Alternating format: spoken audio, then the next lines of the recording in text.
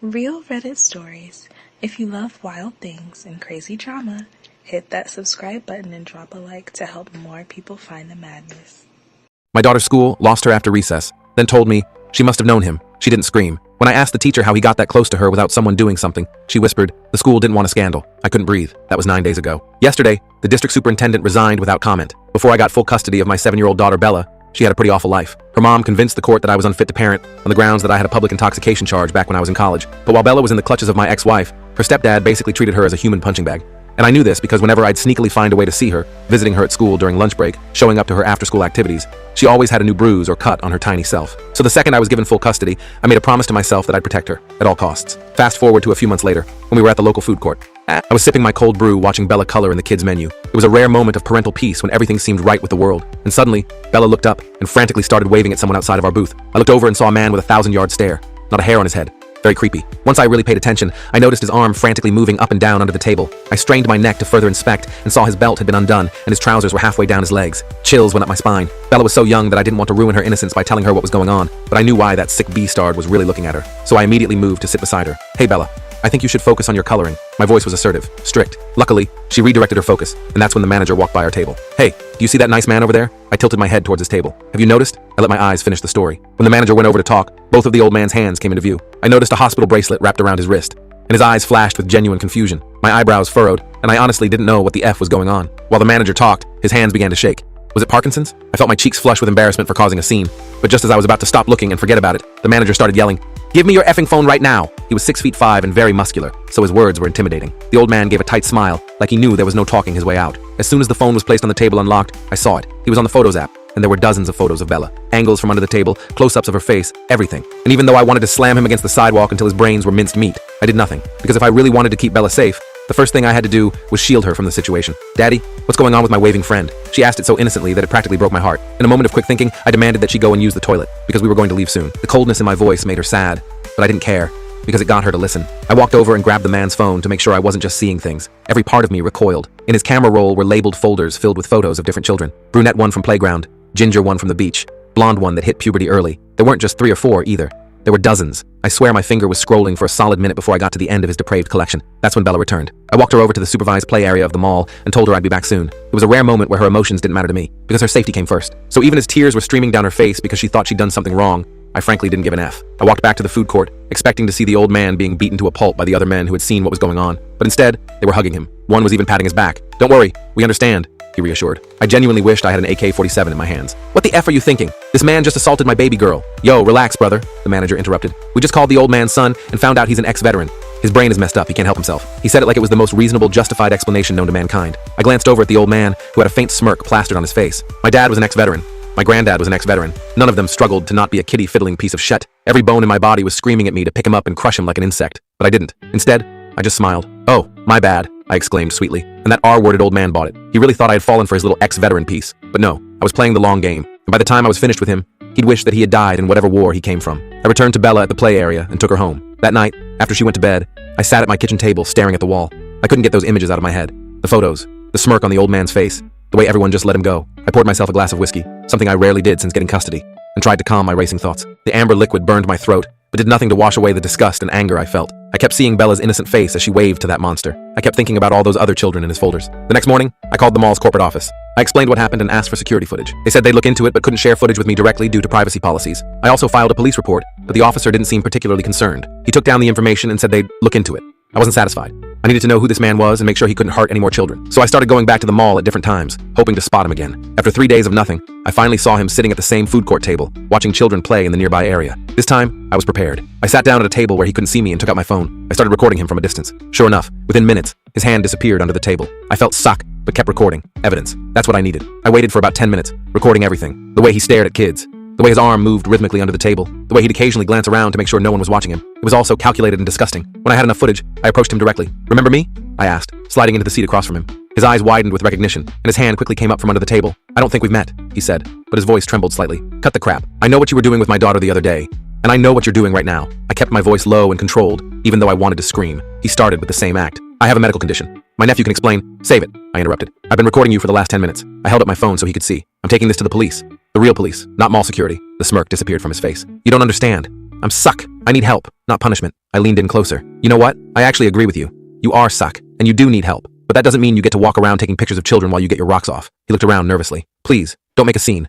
I can explain everything. I'm not making a scene, I said calmly. I'm just letting you know that I'm watching you. And I'm not the only one who's going to be watching you from now on. I got up and walked away, my heart pounding in my chest. I wasn't sure if I'd done the right thing by confronting him, but at least he knew someone was onto him. Maybe that would be enough to scare him off. I took the video straight to the police station. The officer at the desk seemed more interested this time, especially when I mentioned I had video evidence. He called over a detective named Sarah Rodriguez, who specialized in crimes against children. Detective Rodriguez took me to a small interview room and watched the video carefully. This is definitely concerning, she said, but unfortunately, it's not clear enough to make an arrest. We can't actually see what he's doing under the table. But what about the photos on his phone? I asked. The manager saw them too. Did you or the manager take any photos of what was on his phone? She asked. I shook my head. No, it all happened so fast. She sighed. That makes things harder. We can investigate him, but without clear evidence of a crime, there's only so much we can do. I felt deflated. So he just gets to keep doing this? I didn't say that, Detective Rodriguez replied. Give me his description and any information you have. We'll look into his background, see if he has any priors, and I'll send some plainclothes officers to monitor them all. I provided everything I knew, which wasn't much.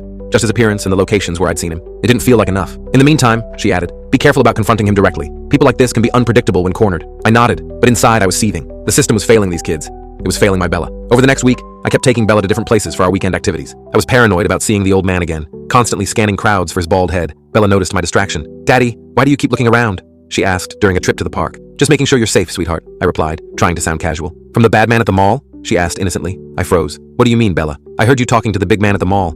You said the bald man was taking pictures of me. That's bad, right? Kids hear everything. I should have known better than to think she hadn't picked up on what was happening. I sat her down on a bench and tried to explain in a way that wouldn't scare her. Yes, that's bad. Some people take pictures of kids without asking, and that's not okay. If you ever see someone doing that, or if anyone ever makes you feel uncomfortable, you tell me right away, okay? She nodded solemnly. Is that why you've been sad and angry? I'm not sad or angry with you, Bella. I'm just worried about keeping you safe. You don't have to worry, Daddy. I'm super strong. She flexed her little arms, and I couldn't help but smile. Yes, you are, but it's still my job to protect you. That night, I couldn't sleep. I kept thinking about all the other kids in that creep's photo collection. What if he was still out there taking pictures? What if he escalated to something worse? The police weren't moving fast enough. The next day, I dropped Bella off at school and decided to do some investigating on my own. I went back to the mall and talked to some of the regular vendors. A barista at the coffee shop remembered the old man. Oh yeah, that guy. He comes in almost every day around 11. Always orders the same thing, small black coffee. Never tips. She wrinkled her nose. Kind of gives me the creeps, to be honest. Has he ever mentioned his name or where he lives? I asked. No, but he pays with a credit card sometimes. I could probably check the name next time he comes in, she offered, seeming to understand my concern. I thanked her and gave her my number, asking her to text me if she saw him again. I did the same with a few other vendors. By the end of the day, I had several people on the lookout. 2 days later, I got a text while at work. Creepy guy is here. Credit card says William Thompson. A name, finally. I thanked the barista and immediately started searching online. There were several William Thompsons in our area, but I narrowed it down by age and appearance using social media and public records. I found him on Facebook. Hardly any posts or friends, but his profile picture matched. According to his profile, he was a retired elevated school janitor. The thought of him working around teenagers for years made my skin crawl. His profile listed his neighborhood, not his exact address, but it was a start. I considered driving there after work, but Detective Rodriguez's warning about confronting him directly made me hesitate. Instead, I called her with the new information. She seemed impressed. Good work. We'll look into him. And yes, we can check if there were any complaints filed during his time at the school. I felt a small sense of accomplishment, but it wasn't enough. I wanted this man stopped before he could hurt any more children. The next day was Saturday, and I had promised Bella we'd go to the community pool. It was her favorite weekend activity, especially now that she was getting better at swimming. I was nervous about taking her to a public place where kids would be in swimwear, but I didn't want to disappoint her. We arrived early to avoid the crowds. Bella was excited, chattering about showing me her new swimming skills. I helped her put on her floaties and watched her splash around in the shallow end. For a while, everything seemed normal. Then I saw him, William Thompson, sitting on a bench near the pool, wearing sunglasses and a baseball cap. He had a newspaper, but he wasn't reading it. He was watching the children in the pool. My blood ran cold when I realized he was looking directly at Bella. I immediately got into the pool and stayed close to her, positioning myself between her and Thompson's line of sight. I discreetly took out my phone and called Detective Rodriguez. He's at the community pool right now, I whispered, watching the kids. My daughter is here. Stay calm, she replied. I'm sending officers.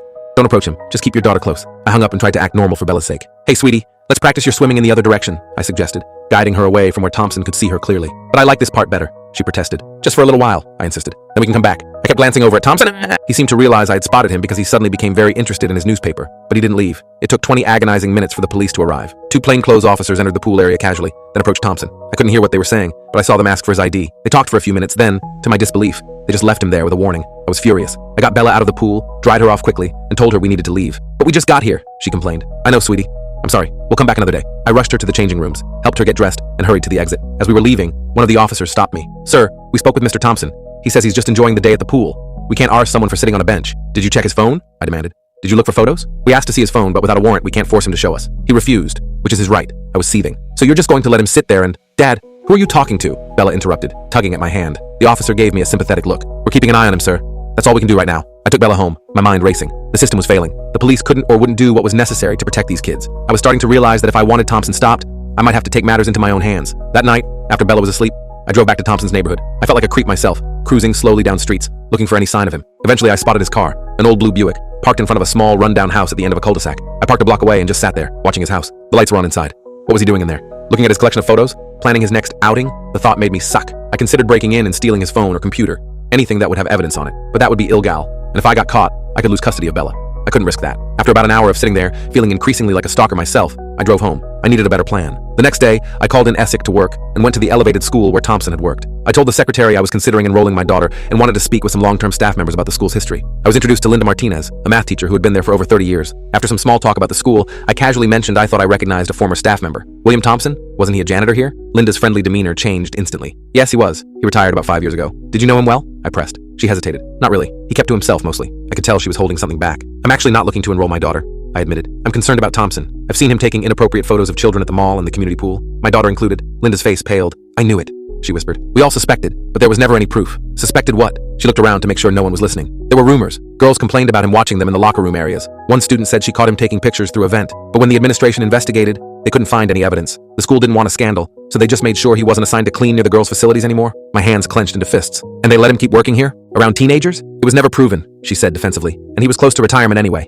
I thanked her for the information and left, even more determined to stop Thompson. The school had failed those girls. The police were failing the children at the mall and pool. I wasn't going to fail Bella. I spent the next few days formulating a plan. I needed evidence that the police couldn't ignore. I decided to set a trap. The following Saturday, I asked my neighbor Jennifer to watch Bella for a few hours. Jennifer was a retired kindergarten teacher who adored Bella, and I trusted her completely. I went to the mall and positioned myself at a table where I could see Thompson's usual spot. Sure enough, around 11 a.m., he showed up with his small black coffee. He sat down and started his routine, pretending to read while actually watching children in the play area. I had brought a better camera this time, with a zoom lens. I started taking photos of him taking photos. I made sure to capture clear shots of his hand under the table, his phone occasionally coming into view, and the direction of his gaze toward the children. After about an hour, he got up and headed toward the bathroom. This was my chance. I followed him, waiting outside until he went in. The bathroom was empty, except for him. I entered and stood by the sink, pretending to wash my hands while watching him in the mirror. He went into a stall but didn't close the door completely.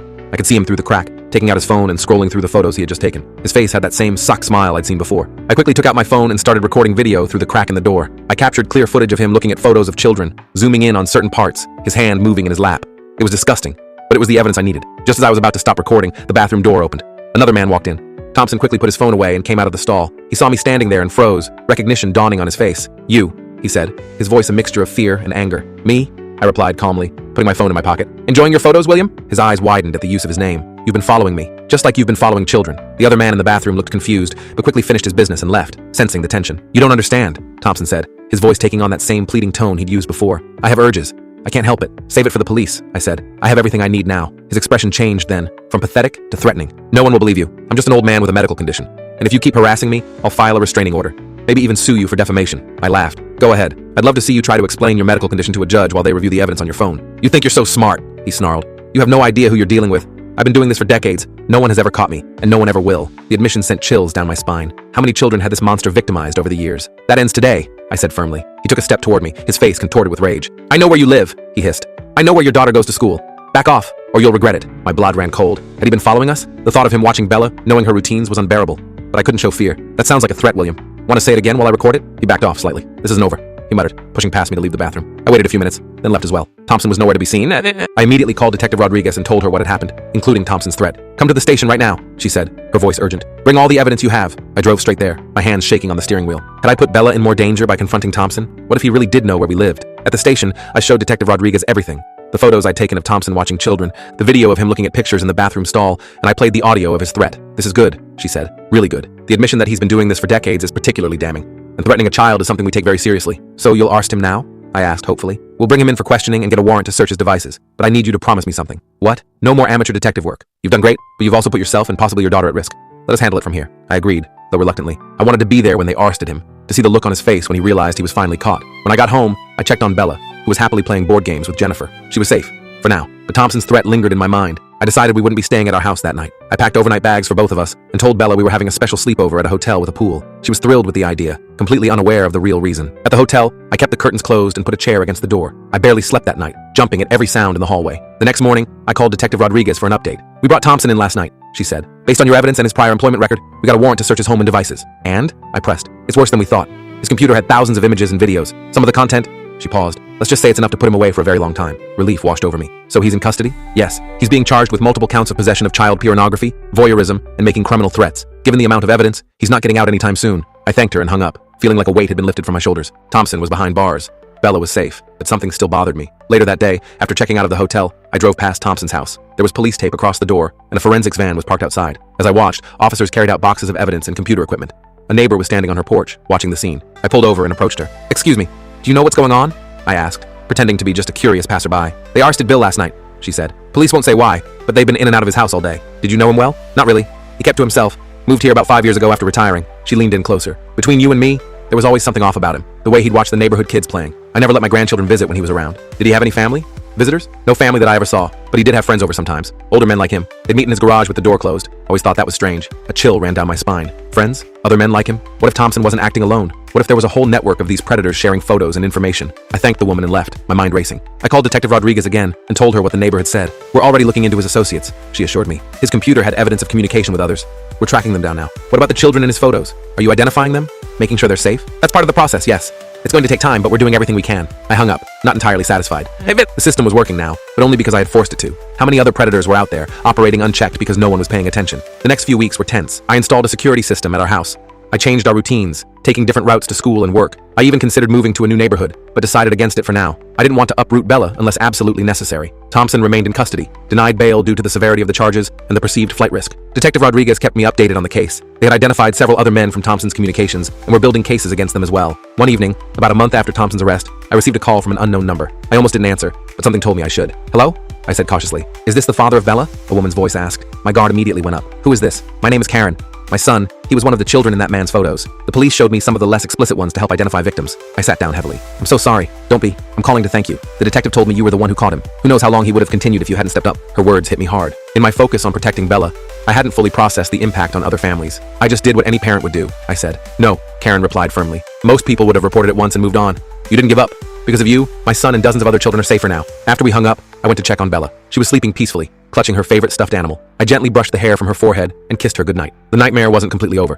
Thompson's case would take months to go through the courts. There would be hearings and possibly a trial where I might have to testify. The other men in his network were still being investigated. But for now, at least, the immediate threat was gone. As I watched my daughter sleep, I renewed my promise to protect her at all costs. The world could be a dark and dangerous place, but I would always stand between her and that darkness. Always. The next morning, I woke up feeling more determined than ever. The call from Karen had really hit home. This wasn't just about Bella anymore. It was about all those kids whose parents might not even know they were being targeted. I made breakfast while Bella got ready for school, trying to act normal despite everything going on in my head. "Daddy, can we go to the park after school today?" she asked, munching on her cereal. "Sure thing, kiddo, but we might try a different park today, okay?" I was still paranoid about our regular spots, worried about Thompson's friends who might be watching us. I dropped Bella off at school and headed to work, but I couldn't focus. My mind kept drifting to what the neighbor had said about Thompson having visitors. I called Detective Rodriguez during my lunch break. "Any updates on Thompson's associates?" I asked as soon as she answered. "We've identified 3 men so far," she said. "We're building cases against them. But these things take time. Do you have their names? Addresses?" I pressed. There was a pause on the line. "You know I can't share that information with you. We talked about this. No more amateur detective work. I'm just worried. What if they know about me? About Bella? We have no evidence suggesting they're targeting you specifically," she reassured me. "But if you notice anything suspicious, call me immediately." After work, I picked up Bella and took her to a park across town. I sat on a bench where I could see the entire playground, scanning every adult who came near. Bella was having a blast on the swings, completely oblivious to my paranoia. Then I noticed a man sitting in a car across the street. He had been there since we arrived, just sitting there watching the park. My heart rate spiked. I casually got up and walked to a different bench, one that gave me a better view of the car. The man was middle-aged, wearing sunglasses despite the cloudy day. He seemed to be taking photos with a long lens camera. I immediately called Bella over. "Time to go, sweetie." "But we just got here," she protested. "I know, but I just remembered we need to pick up groceries before the store closes." It was a lame excuse, but it worked. I held Bella's hand tightly as we walked to our car, positioning myself between her and the suspicious vehicle. As we drove away, I noticed the car pulling out behind us. My palms were sweating on the steering wheel. Was he following us? I made a series of random turns, and sure enough, the car stayed behind us. I called Detective Rodriguez while driving. "There's a man following us in a gray sedan. I think he was taking pictures at the park. Where are you now?" she asked, her voice instantly alert. I told her our location, and she promised to send a patrol car.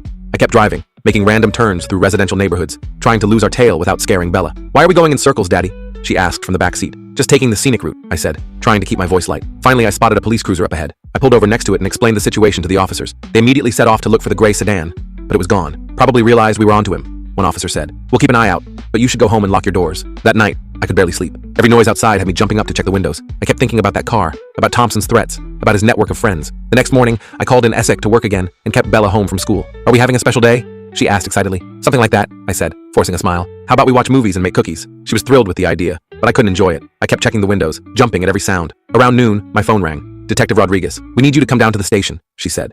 "There's been a development." "What kind of development?" I asked, my stomach dropping. "I'd rather discuss it in person. Can you come in this afternoon?" I called Jennifer to watch Bella again and headed to the police station, my mind racing with worst-case scenarios. When I arrived, Detective Rodriguez led me to a small conference room where another detective was waiting. "This is Detective Thomas Chen," she introduced us. "He's been working on identifying Thompson's associates." Detective Chen nodded at me. "We've made some progress.